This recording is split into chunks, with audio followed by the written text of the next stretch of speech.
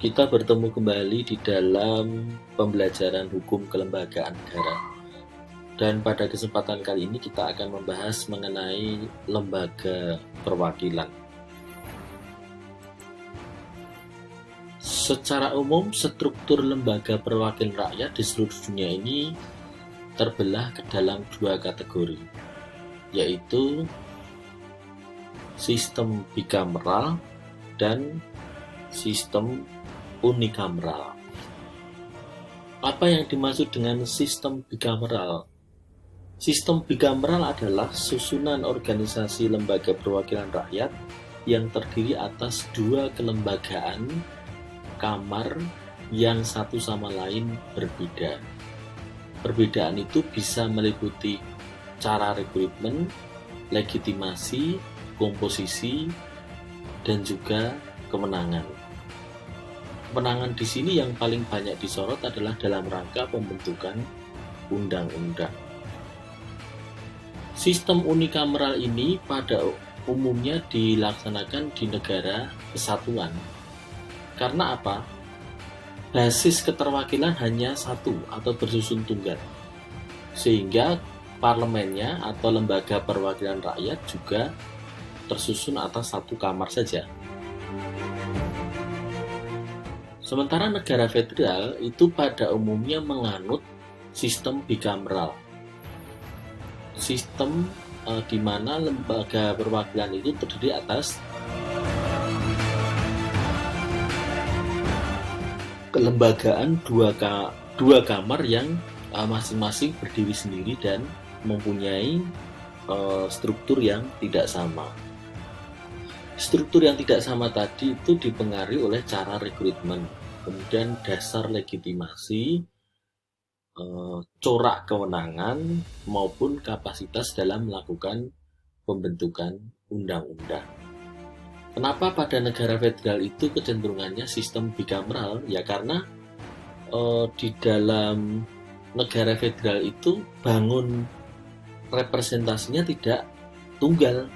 Ada keterwakilan politik, biasanya dipenuhi oleh sebuah dewan perwakilan rakyat.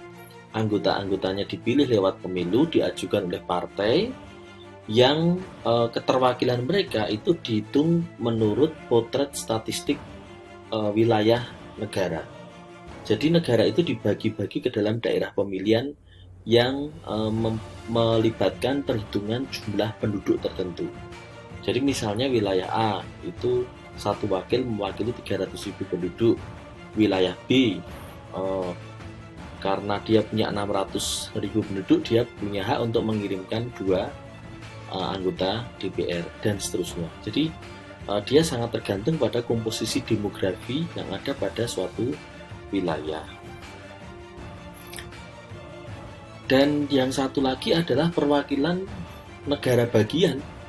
Karena dalam sejarah pembentukan negara federal ini, kekuasaan asli itu ada pada negara bagian. Sehingga ketika terbentuk pemerintahan federal, pemerintahan yang mengurus bersama-sama urusan pemerintahan antara negara federal dengan negara bagian tadi, kepentingan negara bagian itu harus diakomodir dalam sistem pengambilan keputusan strategis di tingkat pusat.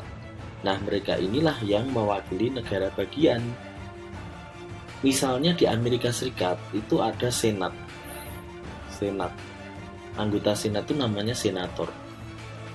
Nah, senator itu sesuai konstitusi setiap negara bagian berhak mengirimkan 2 senator. Tidak peduli negara bagian itu besar atau kecil, jumlah penduduknya padat atau tidak padat. Masing-masing punya hak untuk mengirimkan 2 senator. Bahkan kalau dilihat dari sejarah konstitusi yang pernah berlaku, di dunia ini ada juga negara yang menganut sistem multikameral. Artinya susunan organisasi parlemennya tidak hanya ada pada 2 kelembagaan kamar yang terpisah satu sama lain. Mungkin juga ada unsur kamar ketiga. Ya, misalnya di Taiwan, di Afrika Selatan, di Yugoslavia gitu. Walaupun ini sudah tidak berlaku lagi, tetapi pernah dipraktekkan. Nah, pada negara kesatuan tadi umumnya menganut sistem unikameral, sedangkan negara bikameral itu umumnya menganut negara federasi gitu ya. Tapi dalam perkembangan hukum tata negara modern sekarang ini tidak selalu begitu. Dalam arti memang pada negara kesatuan itu perwakilannya hanya satu, sehingga struktur parlemennya unikameral. Tapi kadang-kadang negara kesatuan yang majemuk seperti Indonesia itu membutuhkan representasi yang lain ya. Maka itu harus diakomodir dalam struktur organisasi parlemen. Bisa basis wilayah, bisa golongan fungsional, atau perwakilan profesi-profesi yang diakui di dalam masyarakat. Ringkasnya begini ya. Negara kesatuan susunan parlemennya bisa sistem unikameral tapi juga bisa bikameral. Sedangkan pada negara federal itu pada umumnya parlemennya terdiri atas 2 kamar, karena yang kamar yang satu itu pasti mewakili kepentingan pemerintah lokal atau negara bagian. Hanya variasi di seluruh dunia ini tidak sama. Ada yang relatif kuat berhadapan dengan DPR, misalnya Senat di Amerika Serikat.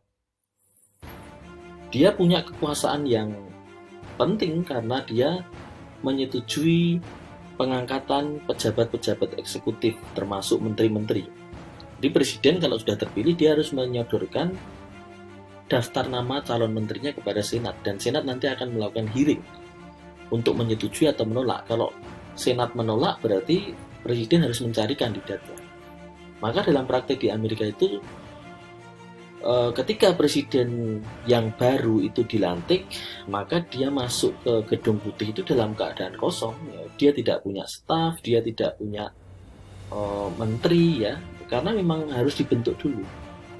Dan staf-staf di lingkungan kepresidenan itu kebanyakan adalah mereka yang masuk lewat jalur political appointee, artinya jabatan politik. Mereka ini tim-tim sukses atau mereka yang dianggap berjasa lalu dibawa masuk ke gedung putih ya, dan jumlahnya makin hari dari presiden yang satu ke presiden yang lain itu semakin besar. Nah, menteri-menteri juga tidak segera dibentuk karena masih harus menunggu hearing pada Senat. Senat juga berwenang melakukan persetujuan ketika Amerika menyatakan perang dengan negara lain, melakukan hubungan internasional, dan seterusnya. Tapi DPR kemudian menjadi penting ketika bicara RAPBN.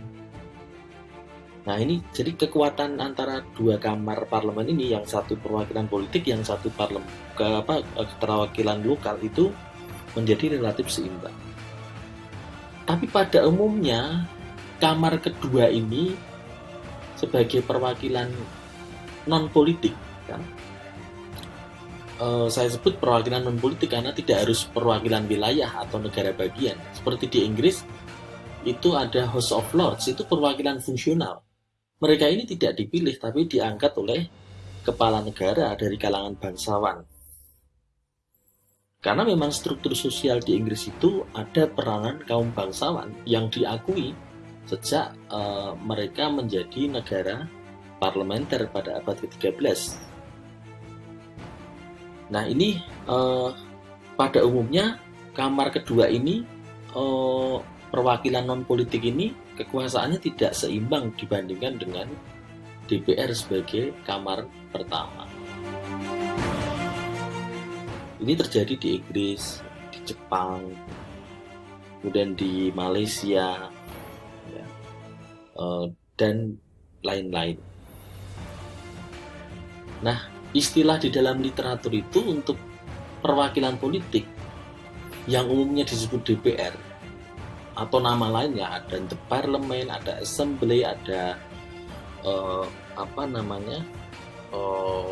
dewan dan seterusnya. Ini mempunyai legitimasi yang lebih kuat dibandingkan kamar yang kedua. kedua. Nah, dalam literatur itu DPR itu sering disebut majelis rendah, ya, atau kamar pertama.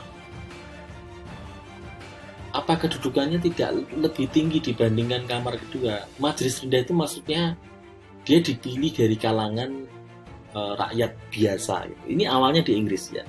Maka dia sebutnya House of Commons. Dewan Perwakilan Rakyat Inggris itu namanya House of Commons. Itu dipilih oleh rakyat dari kalangan rakyat biasa juga yang dicalonkan oleh partai politik. Ini kan berbeda dengan House of Lords yang ditunjuk kepala negara dari kalangan bangsawan. Jadi ini sering disebut kamar pertama atau majelis rendah atau lower house.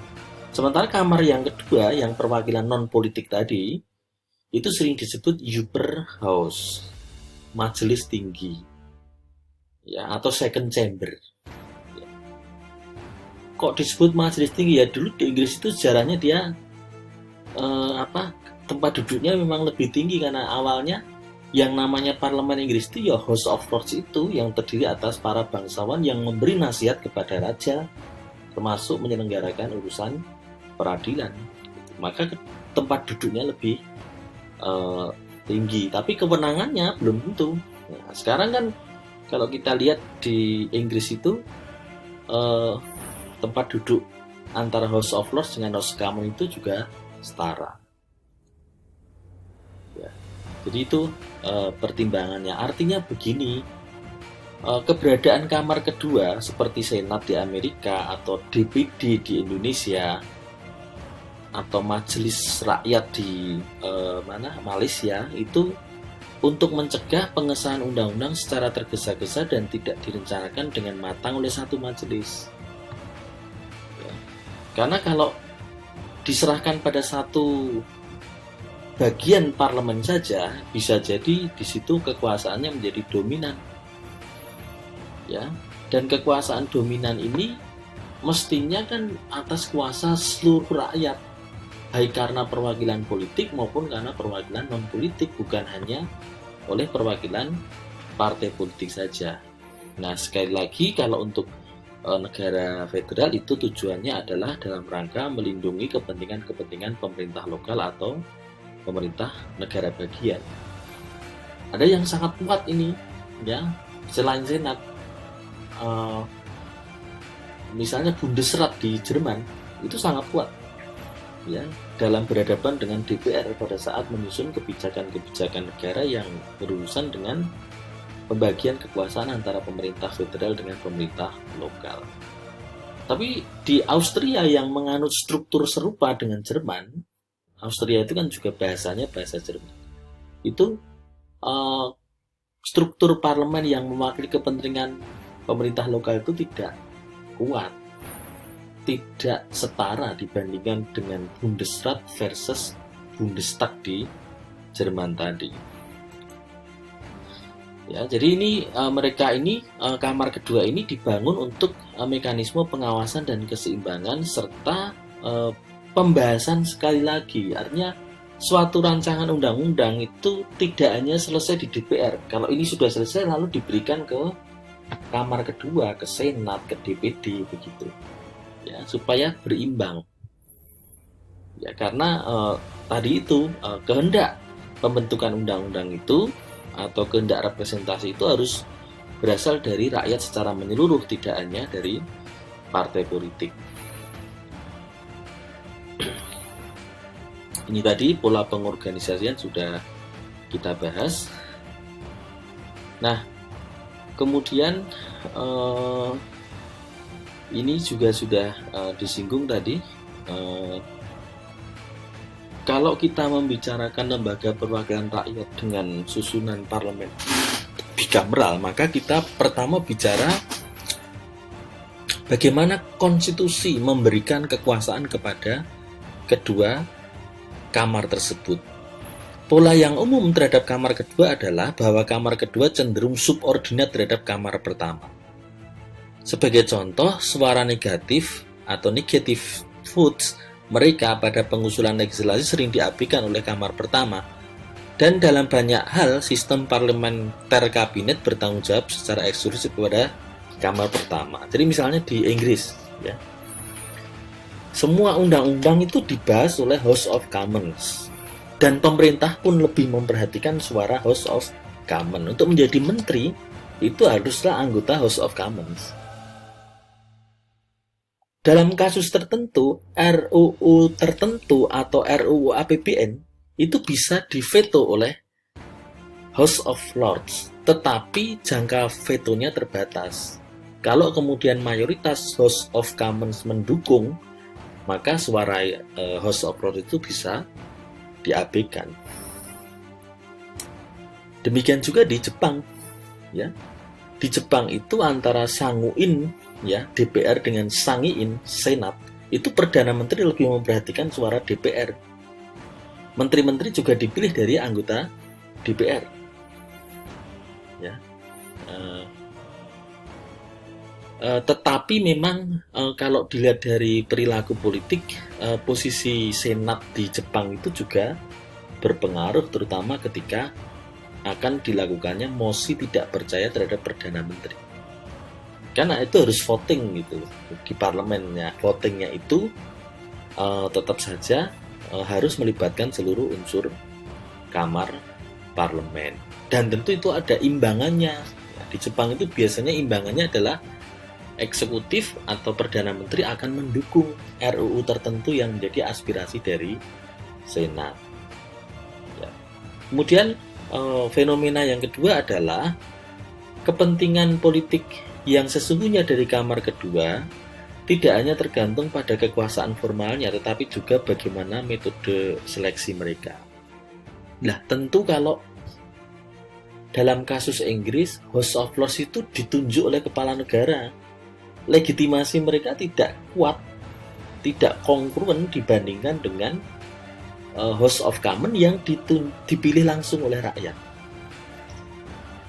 Nah, di Amerika Serikat, House of Representatives dengan Senat itu sama-sama kuat kalau dilihat dari cara menunjuknya. Tetapi begitu bicara formalitas kekuasaan di dalam konstitusi, ya imbang-imbangan tergantung isu yang diusung. Dalam hubungan luar negeri juga Senat yang berpengaruh, dalam penunjukan kabinet Senat yang berpengaruh, tapi kalau dalam RAPBN DPR yang berpengaruh, gitu. Ya, semua kamar pertama dipilih langsung, tetapi kamar kedua ada yang dipilih langsung sehingga memperoleh legitimasi demokrasi yang tinggi, atau karena mekanisme yang lain, ya, bisa ditunjuk atau diangkat, ya, yang penting dia dipilih dengan cara atau desain yang berbeda dengan menempatkan perwakilan minoritas tertentu atau perwakilan khusus. Nah, sehingga kalau susunan parlemen di suatu negara itu berwatak bicameral, maka keterwakilannya bisa lebih beragam, ya. Dan ada melibatkan mekanisme konsensus yang lebih luas ketika membicarakan sebuah undang-undang. Dengan demikian, maka dihindari kemungkinan undang-undang itu melenggang begitu saja hanya karena dominasi politik dari satu atau beberapa kekuatan tertentu di DPR. Artinya apa? Kamar kedua ini melakukan pengawasan atau pengendalian yang lebih baik atas lembaga eksekutif. Jadi eksekutif itu dikontrol tidak hanya dari kekuatan politik, tapi juga harus memperhatikan mekanisme kontrol yang dilakukan oleh lembaga perwakilan berbasis non politik. Ini tadi sistem trikameral sudah, ya. Ciri-ciri bicameral juga sudah kita sebut. Kita bisa lompati saja, tetapi begini, ada negara yang menganut sistem unikameral, ada yang bikameral gitu, yaitu tergantung politik, ya. Tetapi begitu masuk dalam konstitusi, itulah corak dari pemerintahan di suatu negara. Dan pertimbangannya apa? Kok dia milih sistem parlemen unikameral atau bikameral? Ya bisa saja dari aspek politik. Ya itu tadi, misalnya mekanisme check and balances, mendorong kualitas legislasi yang lebih baik, memperluas basis kontrol terhadap eksekutif dan sebagainya. Tapi satu negara Eh, Kemudian memilih unikameral ya karena praktis, pengambilan keputusan cukup ditentang oleh satu kekuatan politik saja. Jadi tidak ada pembahasan tahap berikutnya dari sebuah rancangan undang-undang. Jadi Venezuela pernah mengalami ini ya, dia awalnya pakai bicameral karena niru Amerika, tapi belakangan kemudian memilih sistem unikameral karena dianggap lebih praktis ketika mengambil keputusan soal pembentukan undang-undang. Ini tadi sudah ya, seperti tadi. Nah, fungsi parlemen itu sesungguhnya apa begitu ya? Fungsi yang utama itu sebetulnya adalah fungsi legislasi. Ya. Memang dalam literatur juga ada misalnya fungsi representatif ya. Jadi apa namanya? Government system di dalam demokrasi modern itu tidak bisa dilakukan pemerintahan secara langsung, tetapi harus melalui persetujuan lembaga perwakilan. Kemudian deliberatif itu membiarkan adanya interaksi-interaksi dalam bentuk perdebatan atau persetujuan ya, yang lebih longgar ketika membicarakan suatu persoalan. Jadi bisa merupakan fungsi perwakilan, mengambil keputusan dan juga kontrol terhadap eksekutif. Di Indonesia misalnya kita lihat bukunya Jimli Asidiki itu dia membagi kekuasaan parlemen menjadi 3, yaitu fungsi pengaturan atau legislasi, fungsi pengawasan atau kontrol, dan fungsi perwakilan atau representasi. Di sini ada pendapat menarik dari Hope dan Herop ya. Fungsi utama dari legislator modern itu adalah representasi, deliberasi, dan legislasi. Tapi ada fungsi lain yang penting, tapi tidak semua lembaga perwakilan memiliki ini. Making government in parliamentary system only. Jadi dalam sistem parlementer ya, itu parlemen yang menentukan siapa yang harus menjadi kepala pemerintahan. Makanya dia ada pemilu, kemudian hasil pemilu itu akan menentukan komposisi kursi di parlemen. Nah, pada umumnya partai atau koalisi partai yang memegang mayoritas suara parlemen itu akan diberi mandat oleh kepala negara untuk menjadi kepala pemerintah.